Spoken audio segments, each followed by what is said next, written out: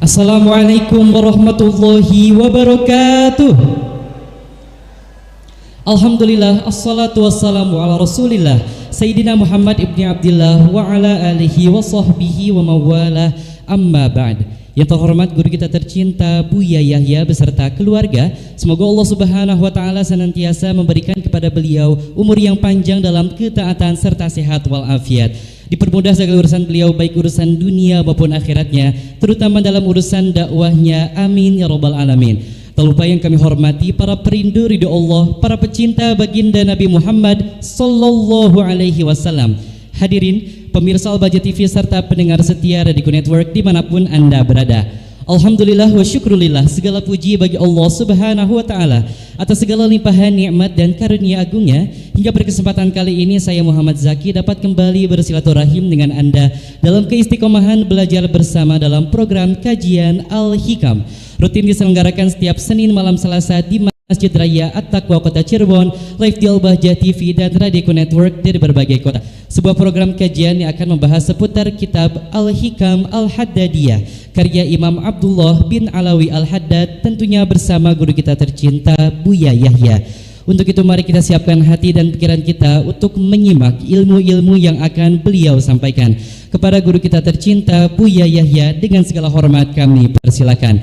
Allahumma sholli ala Sayyidina Muhammad, Allahumma sholli ala Sayyidina Muhammad, udhkuru salata ala Nabi Muhammad. Kita masuk pada hikmah yang ke-10 dari hikmahnya Imam Haddad rahimahullah ta'ala.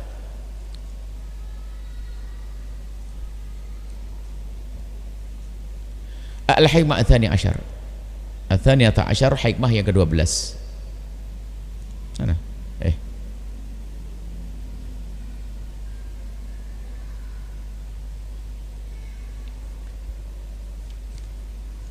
Bismillah. Berkata Imam Haddad rahimahullah ta'ala, nafa'ana Allahu bihi wa bi ulumihi wa bi ulumi masyayikhihi wa talamidhihi bid-darain, amin. In syi'ta an takuna hurran fatruk kulla amrin ilam tatrukhu ikhtiyaran taraktahu tirara.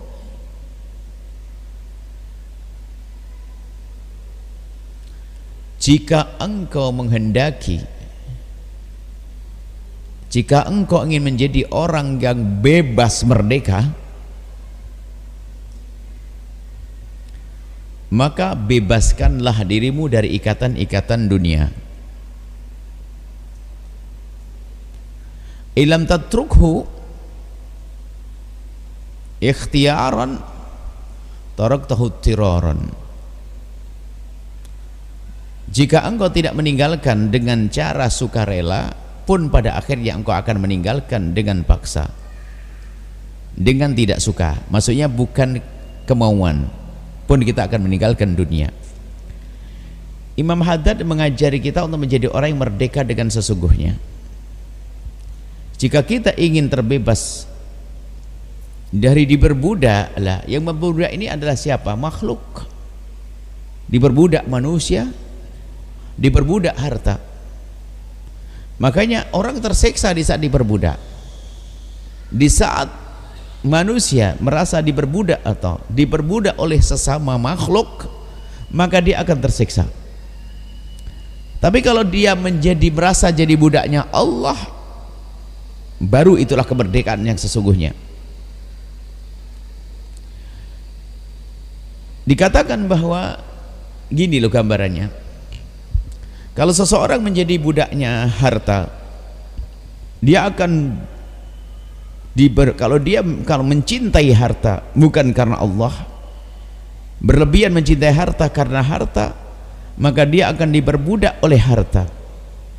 Sehingga kalau orang lain bisa nyenyak tidur jam 10, dia masih mikir harus lembur sampai besok pagi, karena dia diperbudak. Dan begitulah keadaan dunia, selalu memperbudak siapapun yang mengejarnya dan mencintainya. Tapi orang yang tidak pernah diperbudak harta, dia akan menggunakan harta untuk kenyamanan dirinya. Dengan manusia pun sama. Makanya merasa dirinya budak,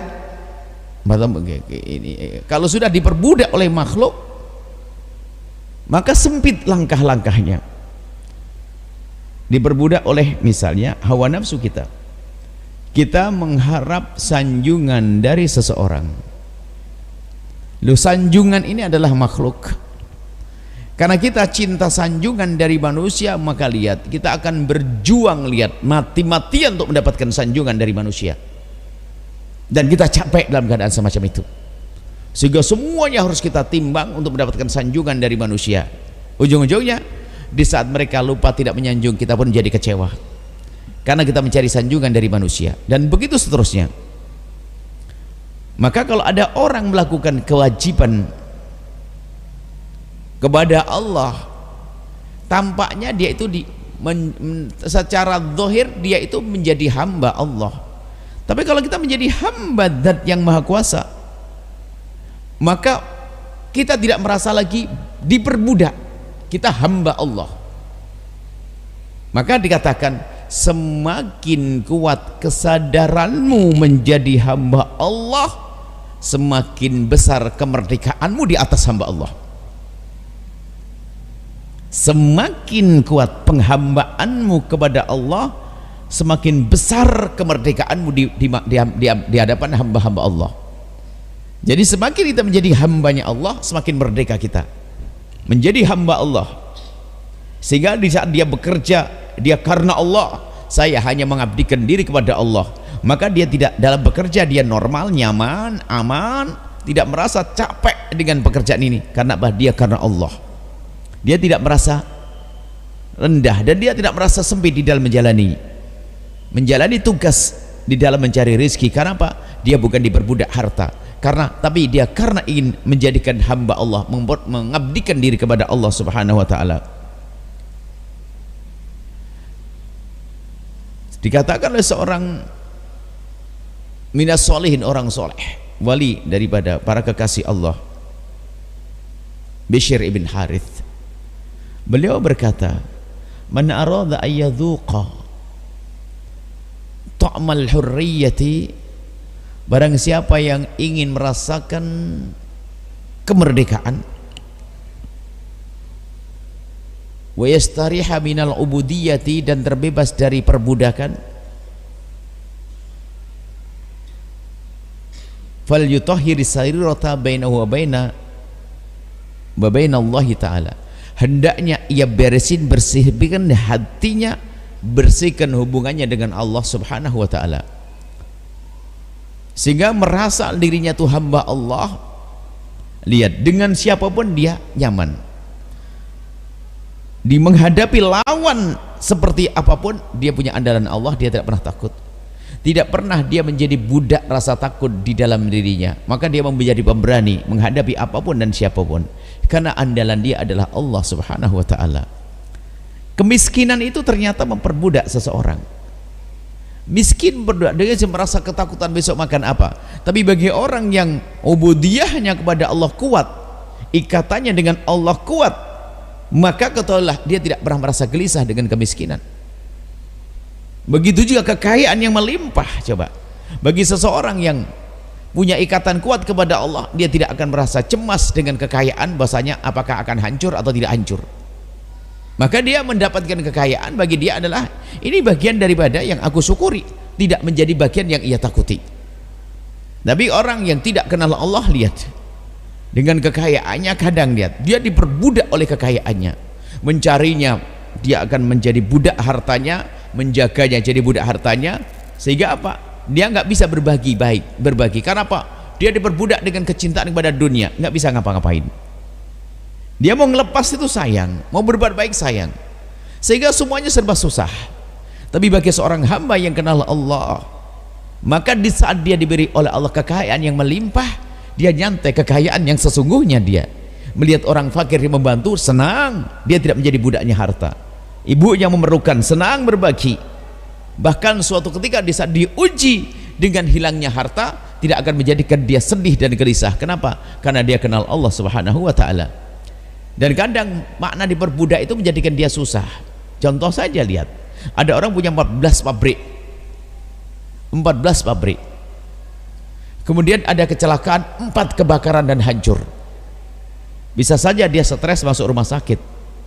Nah, padahal dia masih punya 10 pabrik lagi.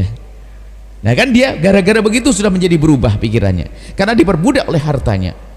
Tapi orang hebat dia tidak akan bisa diperbudak oleh hartanya. Di saat dia kaya raya, dia menikmati kekayaan untuk Allah dan di jalan Allah, dia berbagi, pergi ke masjid dengan mobilnya dan sebagainya, tempat untuk ibadah dan seterusnya. Bagi dia adalah nyaman, selalu hubungan dengan Allah, Allah, Allah. Di saat hilang, innalillahi wa inna ilaihi rajiun. Semua dari Allah, akan kembali kepada Allah dan dia akan menjadi tenang hatinya. Maka betul-betul merdeka orang tersebut.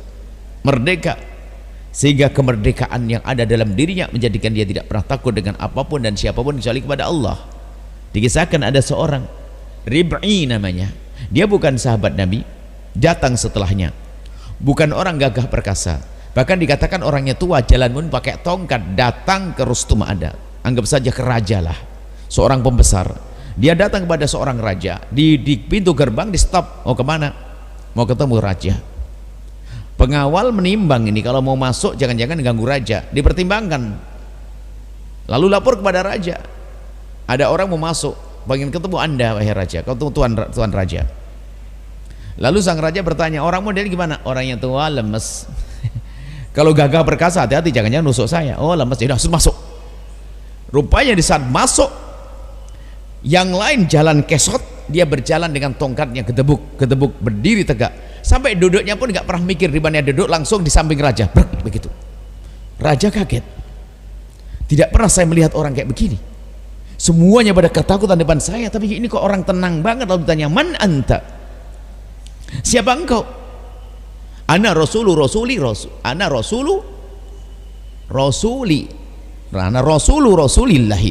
aku utusannya Rasulillah, bukan utusan Rasulullah ya, aku utusannya Nabi Muhammad. Bingung, ini utusannya Nabi Muhammad, utusannya saja punya keberanian, sudah krempeng, kurus, tua, jalan sempoyongan, punya keberanian kayak begini, langsung kebayang di otaknya. Lalu bagaimana Muhammadnya? Waduh, serem, wibawa itu. Dia membayangin bagaimana Nabi Muhammadnya. Ini utusannya saja kayak begini, sudah kelihatan krempeng, tua, pakai tongkat, nggak punya takut. Di depan raja kayak nggak ada siapa-siapa, karena hanya takut kepada Allah saja. Duduk. Lalu untuk apa kau datang ke sini? Aku datang ke sini untuk memerdekakan manusia dari diperbudak manusia untuk menjadi budaknya Allah Jalla Jalaluh. Tambah kaget. Nah inilah artinya apa? Kenapa kok dia bisa menjadi orang yang berani seperti itu? Karena andalannya adalah Allah Subhanahu wa ta'ala. Maka kunci agar kita tidak menjadi budak tahta, tingkatkan pengabdian kepada Allah, sehingga kalau menjadi tahta akan menggunakan tahta untuk menuju kepada Allah. Kalau Anda tidak ingin jadi budaknya harta, sehingga Anda punya harta, menikmati harta yang sungguhnya, kuncinya satu, mengabdikan, tingkatkan pengabdianmu kepada Allah, maka engkau akan menggunakan hartamu untuk meningkatkan kualitas pengabdianmu, sehingga semuanya indah, sehingga betul-betul merdeka. Kita tidak akan diperbudak oleh tahta, tidak boleh diperbudak oleh harta atau apapun, bahkan oleh hawa nafsu kita, keinginan kita, ambisi kita. Kita sering diperbudak oleh ambisi juga, keinginan, cita-cita yang sifatnya duniawi, sehingga kita diperbudak harus ngejar itu semuanya.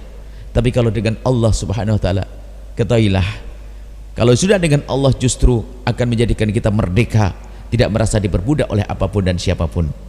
Semoga Allah membebaskan kita dari dari merendahkan diri kita menjadi budak-budak hamba-hamba Allah, dan semoga Allah menjadikan kita hamba yang mampu menunjukkan, membuktikan pengabdian kita kepada Allah dengan sungguh-sungguh, sehingga dengan pengabdian yang serius itu akan menjadi sebab kita merdeka di hadapan hamba-hamba Allah. Wallahu a'lam bishawab. Mari kita tutup dengan doa. Bismillahirrahmanirrahim. Alhamdulillahirabbil alamin. Allahumma shalli ala habibina sayyidina Muhammad wa ali sayyidina Muhammad. Allahumma ya Allah ya Rahmanir Rahim, pandang kami dengan kasih sayang dan cinta darimu ya Allah. Berikan kepada kami segala kebaikan di dunia dan di akhirat. Ya Allah, jaga hati kami, jaga keluarga kami, jaga anak-anak kami, jaga kami ya Allah. Jadikan kami hamba yang saling mencintai karenamu ya Allah. Jauhkan kami dari kebencian, kedengkian, dendam di antara kami. Jika ada orang berbuat salah kepada kami, menyakiti kami, zalim pada kami, kami mohon ampuni mereka, jangan hukum mereka. Mereka umat kekasihmu Nabi Muhammad. Dan kami mohon ya Allah wahai Zat yang Maha Kasih. Mohon ya Allah wahai Zat yang Maha Kasih, kami mohon ya Allah, ampuni orang tua kami dan guru-guru kami. Berikan kasih sayang-Mu kepada mereka. Dan kami mohon ya Allah yang telah mendahului kami ya Allah, dari kerabat, pasangan kami, orang tua kami, anak-anak kami mohon ya Allah ampuni mereka, angkat derajat mereka, muliakan mereka, dan berikan kepada yang ditinggal ketabahan dan segala kebaikan seperti yang Kau janjikan. Setelah Kau uji akan Kau angkat derajat mereka, angkat derajat mereka, angkat derajat mereka ya Allah. Dan kami mohon ya Allah, jauhkan kami dari segala yang Kau murkai ya Allah. Jauhkan kami dari segala dosa ya Allah. Setelah keberkahan mereka, keberkahan guru kami, keberkahan orang-orang dekat kami, ya Allah jangan sampai keberkahan mereka jadi fitnah untuk kami. Akan tapi kami mohon jaga kami ya Allah. Jauhkan kami dari segala yang Kau murkai ya Allah. Ya Allah jauhkan kami dari yang Kau murkai ya Allah. Jaga kehormatan kami, jaga kemuliaan kami. Jauhkan kami dari segala kehinaan ya Allah. Jauhkan kami dari makan haram, jauhkan kami dari meninggalkan salat, jauhkan kami dari judi, jauhkan kami dari riba, jauhkan kami dari zina yang hina dan Kau hinakan itu ya Allah. Dan kami mohon ya Allah, cukupkan kami dengan yang halal darimu ya Allah. Cukupkan kami dengan yang halal darimu ya Allah. Yang sempit rezeki lapangkan dengan rezeki yang halal penuh berkah. Yang sakit sembuhkan. Yang punya hutang mudahkan kami dalam bayar hutang-hutang kami. Dan kami mohon ya Allah, jauhkan ya Allah kami dari menfitnah dan difitnah. Jadikan kami juru damai di negeri ini Allah. Juru damai di negeri ini Allah. Juru damai di negeri ini Allah tanpa fitnah dan menfitnah. Dan kami mohon ya Allah, wujudkan keindahan dalam rumah tangga kami. Suami istri yang saling mencintai karenamu, dengan anak yang soleh solehah. Ini banggakan oleh kekasihmu Nabi Muhammad. Dan kami mohon ya Allah, yang belum menikah dan punya hajat menikah, kami mohon ya Allah, mudahkan mereka untuk mendapatkan pasangan orang-orang mulia yang Kau muliakan, yang menjadi sebab mereka mulia di dunia dan di akhirat. Dan kami mohon ya Allah, panjangkan umur kami dalam ketaatan serta sehat walafiat. Berikan kepada kami semua husnul khatimah, mati dalam keadaan iman. Dan kami mohon ya Allah, jadikanlah ucapan kami di akhir hayat kami kelak, saat Engkau hendak mencabut nyawa kami. Kami ingin saat itu ya Allah, hati dan lidah kami mampu mengucapkan kalimat agung dan mulia, la ilaha illallah sayyidina Muhammad Rasulullah, la ilaha illallah sayyidina Muhammad Rasulullah, la ilaha illallah sayyidina Muhammad Rasulullah sallallahu alaihi wasallam. Rabbana atina fid dunya hasanah wa fil akhirati hasanah wa qina adzabannar. Wa sallallahu ala sayyidina Muhammadin wa ala alihi wasallam. Walhamdulillahi rabbil alamin. Al-Fatihah.